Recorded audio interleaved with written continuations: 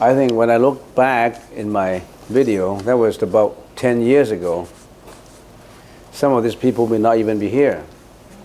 And I didn't look that old, but now, after 10 years, if you see my recent video, it's not the same anymore. Changes, changeability. Don't you think so? Oh yeah, yes. So nobody can avoid aging. Nobody can avoid death. If in your evolution, you are still looking for acquisition of material, you are still looking to satisfy this traveling bag of existence and not doing anything about it, you're wasting your time. You know what I mean by traveling bag of existence?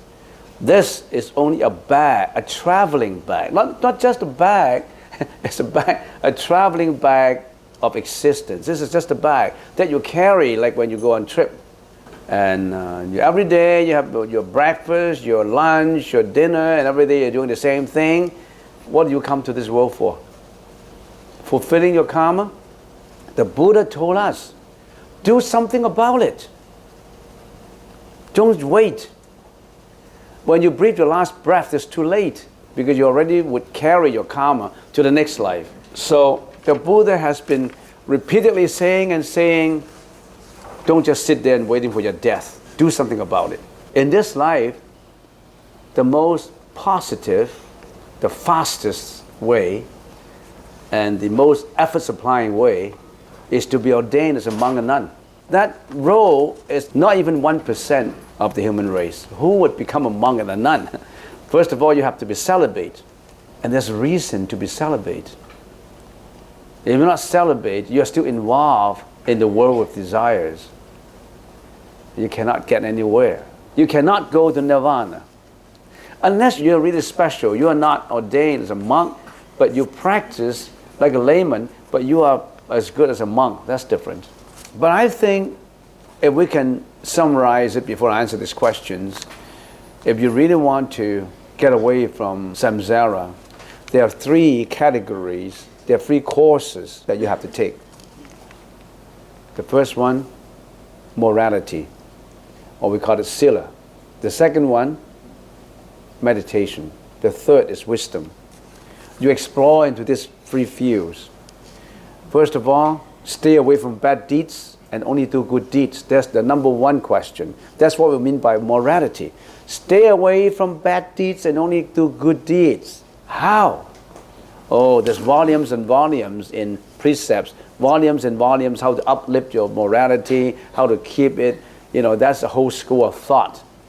And then the second is meditation. Of course, another school of thought in meditation. How do you meditate? The objective meditation procedures involved. Third, wisdom. How do you do contemplation vipassana? All these are the courses. Anyway, Venerable, is there a karma protection from the future into the past, or only from past into the future? So you still attach to your past.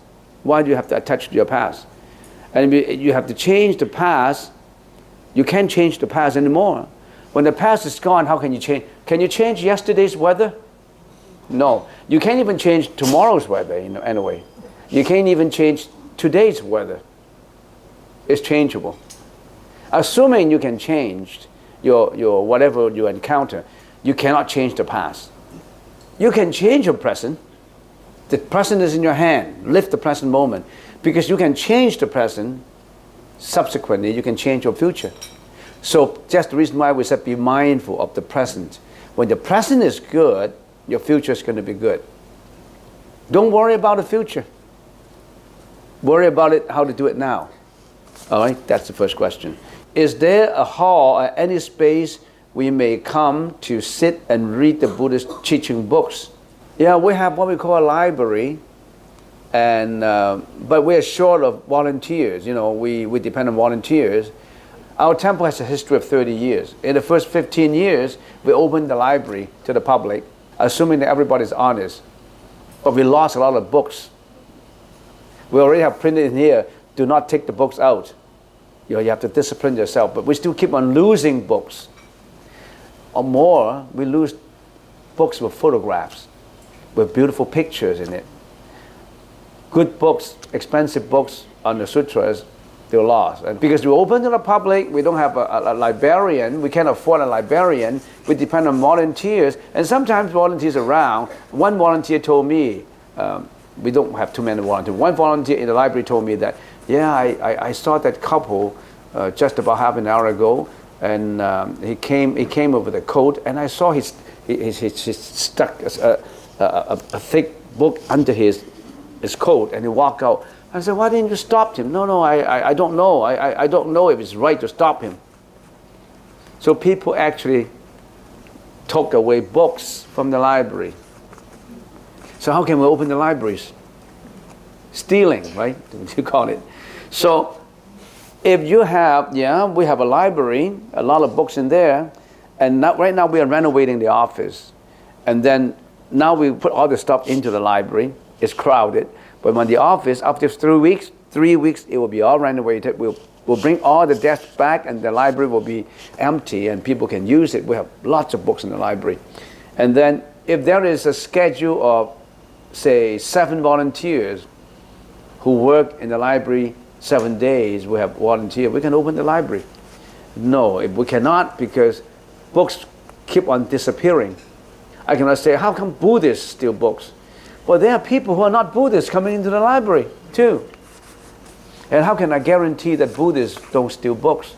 I do not discriminate any religion, you know.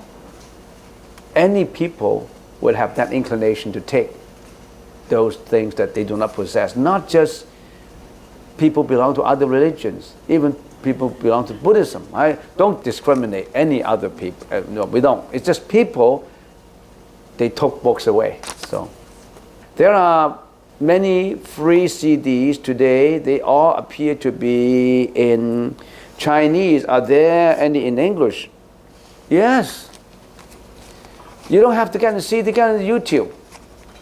Get into a lot of these teachers talking in English. Write it down. Bhattane Punachi, a monk, Sri Lankan monk, he gave excellent lectures. And Ajahn Brahm, he gave excellent lectures. Ajahn Sumetto, Ajahn Sirapano, and many lectures in the YouTubes. So lots in English, okay? Of course, lots in Chinese too.